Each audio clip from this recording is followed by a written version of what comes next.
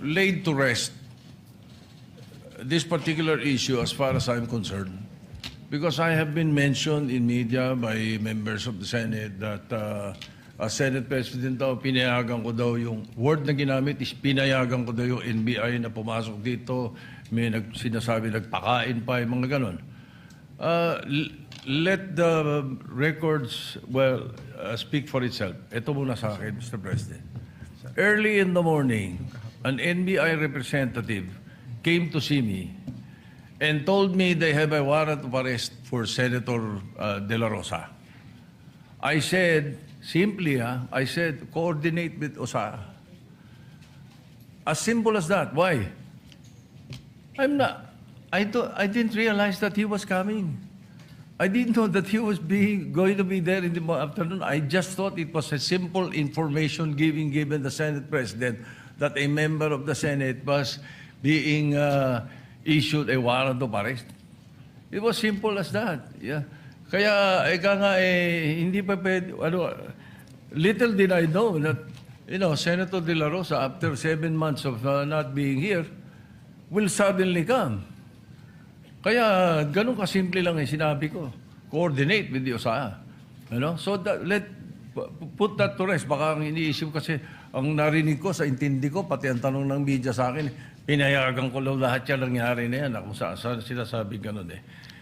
If I had known that he was coming, if you informed me that he was coming, I would have had a different perspective. Like what happened with the CIDG when they issued the subpoena to Senator De La Rosa's office. Simple. Walang issue, walang problema. Pinadala lang. Ganun lang sana, Mr. President. I would not be remiss of anything. And definitely, I will not be guilty of obstruction of justice. Like, for example, in the case of Senator Trillanes, I was majority leader. And when he was holed up in his office for, I think, about 1, 2 days, 3 days. But when he was issued, and he was showed the warrant of arrest, sumama siya. Binasahan siya ron mismo sa opisina niya eh.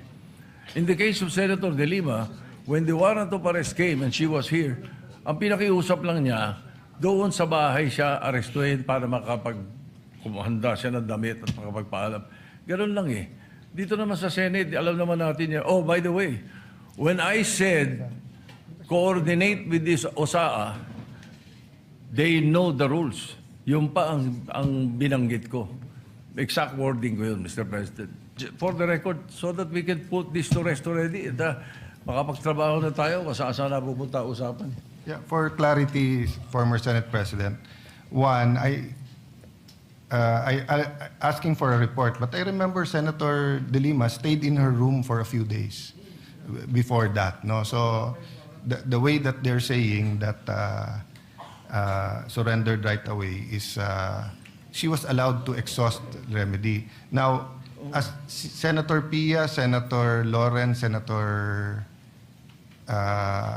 Aimee, and Mark Villar were in the room with me, it was the NBI director who said, pinayagan kami ni Senator Soto, alam niya nga arestuhin namin. Kami ba iikot sa loob at mapapasok ba namin lahat ng tao? So I corrected him. I said, kung pinayagan man kayo, they're my witnesses, I'm just Senate President. So ang sinabi ko sa kanila, assuming pinayagan kayo ni Senator Soto, hindi naman siguro siya pumayag, makipaghabulan kayo, di ba? So yun ang sinabi. And sabi namin, ang sagot nga niya, sir, nakita niyo nung umabot na sa loob ng session hall, hindi na naming hinabol. So sabi ko, that doesn't make it less problematic. That means you have to stop, no? So, Senator Pia, you were there, so please feel free to speak. For full disclosure, I asked him after it was established na nakipaghabulan hanggang dito. So sabi niya, ni NBI Director, sabi ko sa kanila, wag silang papasok sa session hall. Sabi ko, so ang instructions nyo is hanggang lang makapasok, hanggang dun lang sa pinto bago mag-session hall, hahabulin nyo? And then, medyo hindi niya na sinagot yun. So that's what is the logical conclusion na hanggang tumungtong sa session hall, habulin nyo, gawin nyo, because I asked, what is your objective na i-serve yung warrant? Yes. So may kasamang habulan. And basically, the answer seems to be yes. And He did say yes, but And Major wasn't General no. Samonte said that at 2 p.m., the warrant of arrest was shown to former Senate President in the presence of undersigned, but copies were not allowed to be distributed. But consistent with the Senate President said, earlier this morning, NBI Chief Attorney Dongalo paid a call to the undersigned to coordinate an arrest order. As per agreement, the supposedly arrest should be effected when the warrant of arrest is presented as guidance of the former Senate President Vicente Soto. On or about 2 p.m., the warrant of arrest was shown to the former Senate President, the President undersigned, but copies were not allowed. So in the report kasi po, sir, ni Sergeant at Arms, the arrest was coordinated, not just the arrest warrant. That's why maybe the media, this was submitted during the session. Yes, but I clarified that I do not believe that the actual manner. So there are two issues, no?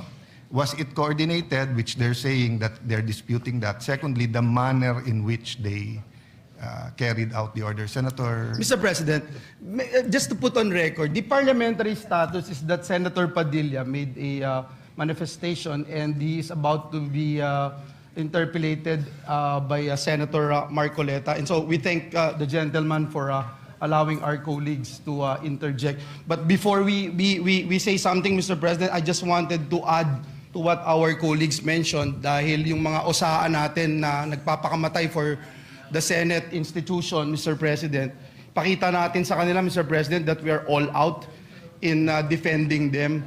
Ako po, Mr. President, nandun mismo ako doon sa Senate clinic nung dinala yung OSAA personnel natin. Mr. President, bugbog sarado siya. Dito sa video, kuha mismo ng staff ko, Mr. President, kinukuha, sinakay, pinilit isakay doon sa sasakyan. Tapos umalis. Ito, duguan na po yung ating Senate OSAA. Kaya yung totoo yung sinabi ni Senator Migs, nakausap ko si Senator JB, nakausap ko si Senator Robin, nakausap ko si Senator Jinggoy, lahat po kami talagang nagpanting ho yung tenga namin dahil, Mr. President, ito yung tao ho natin to mga kasamahan natin na nagbabantay at ginagawa lang yung trabaho. Yun pong individual na ito, Mr. President, kakaisang buwan pa lang po niya dito sa Senado. Kakatapos lang ng training niya to be part of OSAA. And yet, Mr. President, ito yung naranasan po niya sa Senate premises, Mr. President. Kaya hindi lang po yung medical treatment ang aming hinihiling, Mr. President, pati ho legal, Mr. President, ibigay natin what we can do. Because, Mr. President, kung walang magpa-file ng kaso sa mga ito, ako mismo magli-lead to file cases against these people, Mr. President. Thank you, Mr. President, and may we now recognize Senator Rodante Marcoleta for his interpellation. Thank you, Mr. President. Thank you. May I just state, Senator Padilla, so all of this is preliminary.